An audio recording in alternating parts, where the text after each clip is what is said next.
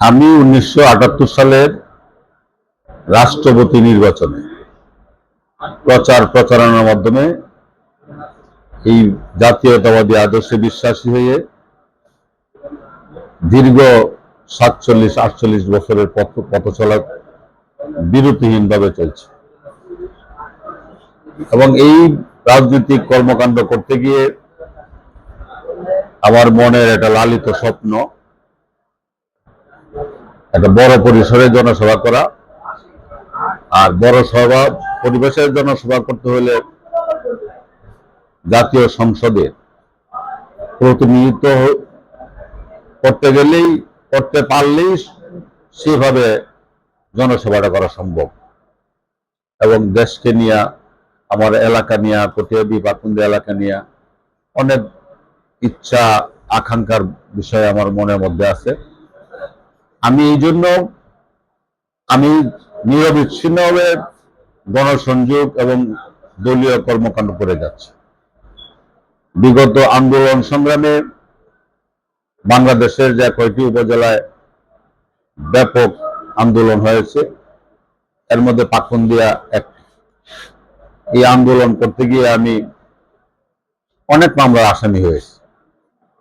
আমার দলের নেতা কর্মী সদস্যরা আসামি হয়েছে, এরা নির্যাতিত হয়েছে, মাসের পর মাস হাজতে থেকেছে। এদের মামলার দেখভাল করা এবং টোটাল জেলার রাজনৈতিক মামলাগুলি আমি সহ জাতীয়তাবাদী আইনজীবী ফোরামের নেতৃবৃন্দ সদস্যরা এই মামলাগুলি আমরা দেখভাল করেছি। সর্বোচ্চ বিনা পারিশ্রমিকে সর্বোচ্চ সেবা দেওয়ার চেষ্টা করেছি এবং এই মামলাগুলি এখন প্রত্যাহার হচ্ছে। বেশিরভাগই মামলাতে আমাদের নেতা কর্মীদেরকে এখন আদালতের বারান্দায় ঘুরতে হয় না। ব্যাপক প্রস্তুতি, মানে আমার ব্যাপক প্রস্তুতি আমি জানি না, আমি জানি কাজ করতে জানি। আমি এলাকায় কাজ করি এবং মানুষের জন্য, সাধারণ মানুষের সাথে আমি মিলেমিশে কাজ করছি। তাদেরকে আগামী দিনে ধানের শীষে ভোট দেওয়ার জন্য দাওয়াত দিচ্ছি। মনোনয়ন সেটা দলের সিদ্ধান্তের বিষয়, ভাগ্যের বিষয়। যদি সেটা দল আমার অতীতের সমস্ত কর্মকাণ্ড, আমার ত্যাগ, আমার পরিশ্রম, আমার কর্মকাণ্ড মূল্যায়ন করে, আর যদি সেটা মহান সৃষ্টিকর্তার থেকে কবুল হয়, তাইলেই সম্ভব। দল মনোনয়ন দিলেও যেরকম কাজ করছি, দল মনোনয়ন না দিলেও আজীবন এই দলের জন্য কাজ করে যাবে। জি, আপনি বিভিন্ন জায়গায় যাচ্ছেন, সাধারণ মানুষ আপনার প্রতি কিরকম এক্সপেক্ট করছে? আমি তো আমার চোখে দেখি সবাই আমার পক্ষে, আমাকে ভালোবাসে, তাদের বহিঃপ্রকাশ আমি বিভিন্ন পাই। আপনারা যারা সাংবাদিক, আপনারা নিরপেক্ষ যখন যাবেন তখন আপনাদের কাছে প্রকৃত চিত্র ধরা পড়বে। আমার বিশ্বাস যে আমি যখন যেখানে যাচ্ছি, মানুষের যে আবেগ, অনুভূতি, মানুষের যে ভালোবাসা, সেটা দিয়ে আমি বুঝি যে আমি, মানুষ আমাকে ভালোবাসে, সাধারণ মানুষ আমাকে ভালোবাসে, এটা আমি অনুভব করি। যে আপনি যদি সংসদ সদস্য হন এবং দল থেকে পান, পাকুন্দিয়া মানুষের জন্য আপনি কি করতে চান? আমি যদি দল থেকে মনোনয়ন পাই, সেটা হলে আমার দুইটা উপজেলার বিষয়, কটিয়াদী এবং পাকুন্দিয়া। এই পাকুন্দিয়া কটিয়াদীর যুগাযুগ অবকাঠামো সুন্দর করে সাজানো, অবহেলিত এই এলাকার, বিশেষ করে যে এই পাকুন্দিয়া কটিয়াদীতে শিল্প কারখানা নাই বললেই চলে। লক্ষ লক্ষ মানুষ বেকার, যুবকরা বেকার, তাদের কর্মের ব্যবস্থা করা, দেশ থেকে, এই এলাকা থেকে মাদক, শুধু এই এলাকা না, সারা দেশ থেকে মাদক মুক্ত করা, সন্ত্রাসী চাঁদাবাজ মুক্ত করা, শিক্ষার পরিবেশ তৈরি করা, শিক্ষার প্রতিষ্ঠানের ব্যবস্থা করে দেওয়া, নতুন নতুন কারিগরি শিক্ষার দিকে নজর দেওয়া, যাতে আমাদের যুবক ছেলেরা, ছাত্র ছেলেরা হাতে কলমে শিখে তাদের কর্মের সিদ্ধান্ত নিতে পারে।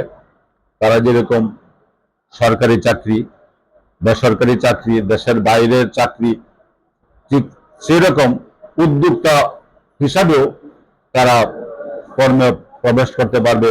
তারা নিজেরা উদ্যোক্তা হয়ে কর্মকাণ্ড গ্রহণ করবে, তাদের বিভিন্ন প্রতিষ্ঠানে অন্য ছেলেরা, যুবক ছেলেরা খেটে কাজকর্ম করবে, এরকম পরিবেশ তৈরি করে দেওয়া এবং মৌলিক যে চাহিদা অন্ন, বস্ত্র, বাসস্থান, এগুলি নিশ্চিত করাই আমার কাজ হবে।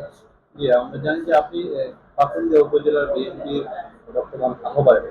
আহ, আমরা বিএনপি কতটুকু সংগঠিত হয়েছে পাকুন্দিয়া এবং কটিয়াদিতে আপনি জানেন? উভয় পৌরতেই, উপজেলাতেই বিএনপি এখন সুসংগঠিত। প্রত্যেকটা কটিয়াদি এবং পাকুন্দিয়ার যে প্রত্যেকটা ওয়ার্ড কমিটি, প্রতিটা ইউনিয়নে 9টা ওয়ার্ড থাকে, প্রতিটা ইউনিয়নে 9টা ওয়ার্ড কমিটি নতুন করে গঠিত হয়েছে, নতুন নতুন নেতা নির্বাচিত হয়েছেন। কটিয়াদির সবগুলি ইউনিয়ন কমিটি কমপ্লিট হয়েছে, পাকুন্দিয়ার ইউনিয়ন কমিটি কমপ্লিটের অপেক্ষায় আছে এবং এতে ব্যাপক সাড়া মিলেছে। নতুন নতুন নেতৃত্ব আসতেছে, নতুন নতুন উদ্যমী লোকজন আসতেছে, বিগত দিনের পরীক্ষিত নেতারা এখন দলের দায়িত্ব পাচ্ছে। সুতরাং তারাই এই জনগণের সাথে যেভাবে সম্পৃক্ত হচ্ছে, মানুষকে ধানের শীষের দিকে যেভাবে ধাবিত করছে, ইনশাল্লাহ ফলাফল সেরকম পাওয়া যায় তবে আমি আশা করি। যে আগামী নির্বাচন নিয়ে কটিয়াদি এবং পাকুন্দিয়ার জনগণের উদ্দেশ্যে কি বার্তা দিন, শেষ বার্তা? আমি কটিয়াদি এবং পাকুন্দিয়া উপজেলার সকল জনগণকে বলতে চাই যে আমরা বিগত 18 বছর, 17 বছর আমরা কোনো নির্বাচনে ভোট দিতে পারি নাই। আমরা সামনের ফেব্রুয়ারিতে প্রধান উপদেষ্টার প্রতিশ্রুতি মোতাবেক সামনের ফেব্রুয়ারিতে দেশে একটা অবাধ সুষ্ঠু নির্বাচন হবে।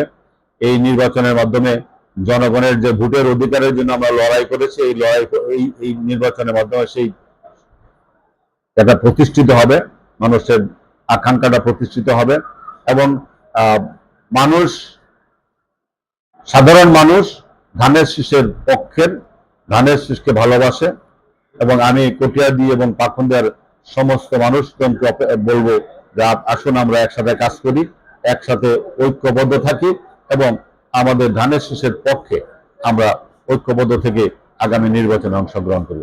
ধন্যবাদ সবাইকে।